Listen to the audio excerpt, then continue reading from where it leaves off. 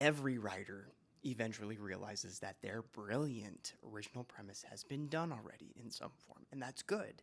Because now the interesting work starts. Originality is never going to come from finding a sequence of events that nobody has thought of before. Let's say you're writing about a woman who discovers that her husband is having an affair. That is your premise. There are thousands of stories you could build from that. She confronts him, she leaves him, she falls apart, she starts over. We've seen all of those stories before. So changing the plot is not where I'm going looking for originality. I'm going underneath it. I'm going to give this woman a belief system, and do not roll your eyes. This is not theoretical stuff. This woman grew up in a family where every crisis became public. Her mother's drinking, her parents' fights, all the money problem. And she remembers the humiliation about being that one family that everyone in town whispers about. So somewhere along the way, she learned if nobody knows anything is wrong, you still have control over your problems. Now give that woman the affair. She finds those messages, but she doesn't confront the husband, because confronting him makes that problem real. Even worse, it makes that problem capable of escaping outside this marriage. So she starts protecting the appearance of the relationship instead. Her sister asks if everything is okay, and she says, "We're great, we've never been better." Her husband tries to cancel dinner with friends, but she says, "No, we are going." Someone takes a photograph of them sitting at the table, and she posts it online.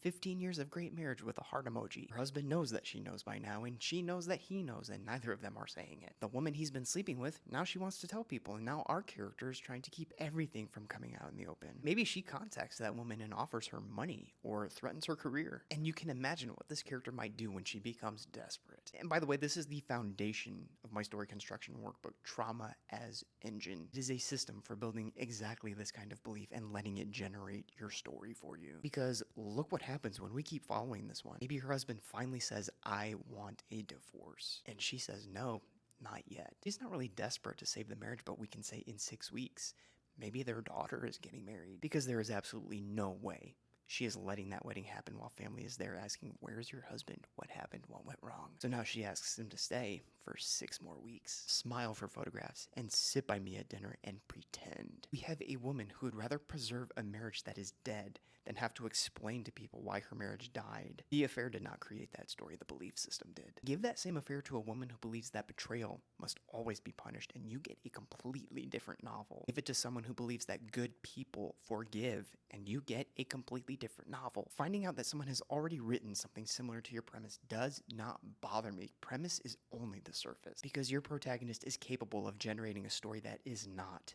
obvious. And if you want a system for building that kind of belief deliberately, for engineering a psychology that makes a familiar premise feel completely different, that's what my workbook Trauma as Engine is designed to do. It is a step-by-step craft system to take a belief and turn it into a story engine. The link for that is in my bio.